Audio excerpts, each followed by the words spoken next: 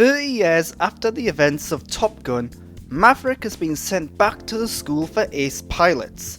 This time around he is to train the next generation of pilots for a mission that's somewhat impossible. But personal history and grudges hamper the process and past events linger in people's minds. Top Gun Maverick is a spectacle of a movie. It's full of stunts and set pieces and impressive feats of filmmaking.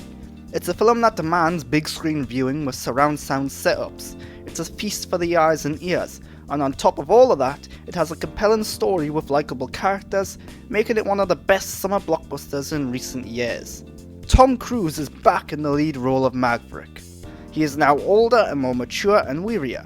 Events of the past weigh him down. He cannot forget the death of Goose and he harbours guilt about it.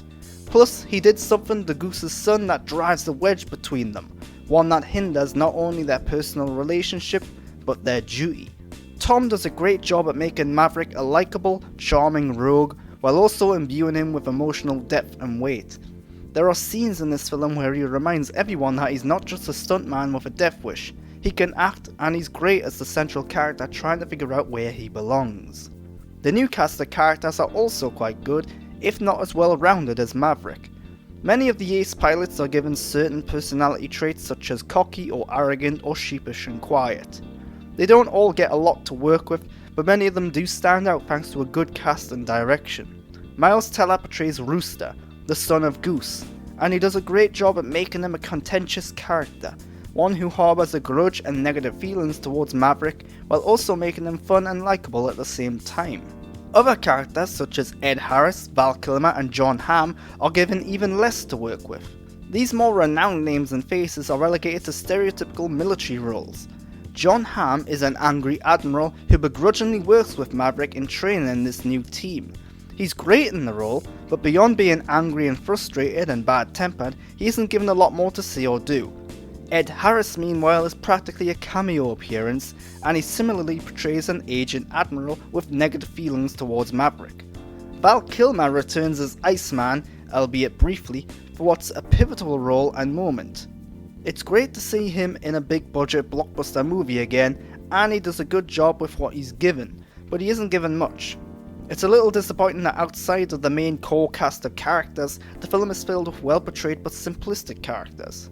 The story of Top Gun Maverick is a riveting, exciting, emotional and sometimes tense one. It has a bit of everything, from action to comedy to romance and sorrow. It's a film that expertly balances all these elements and moods, never losing control of the tone and never coming across as awkward or cheesy like the first film often did. The first Top Gun film featured a lot of cheesy, corny moments with some homoerotic allegories and hints. This one almost completely abandons those details in favour of more modern, albeit more straightforward storytelling. That may be slightly disappointing to some die-hard Top Gun fans, but it works to create a far more compelling and detailed story in this sequel. In addition, the weakest part of the sequel story is the romance arc between Maverick and Penny. This story doesn't give Jennifer Connelly a lot to do beyond flirting and smiling with Tom Cruise, and many of its moments are a little on the corny and cheesy side. Where Top Gun really shines is in the action scenes and the set pieces, particularly in the third act of the movie.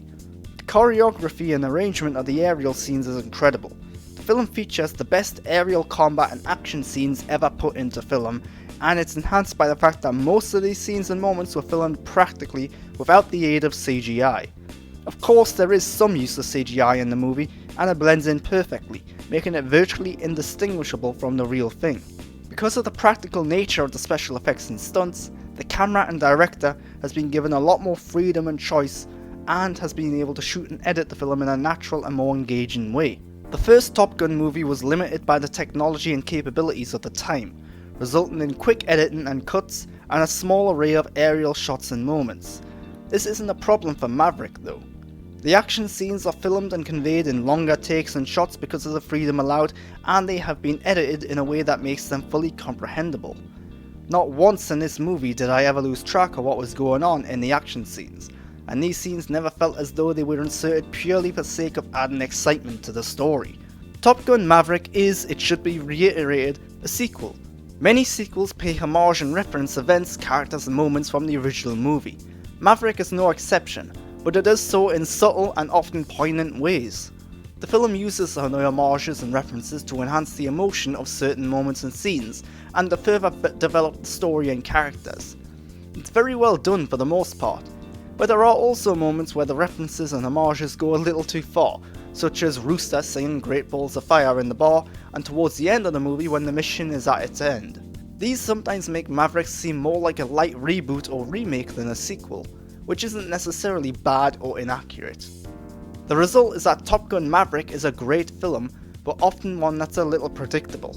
It's never unclear what is about to happen, who is about to do certain things and how. The formula of this type of movie is perhaps the only real weakness of it, as well as the romance arc.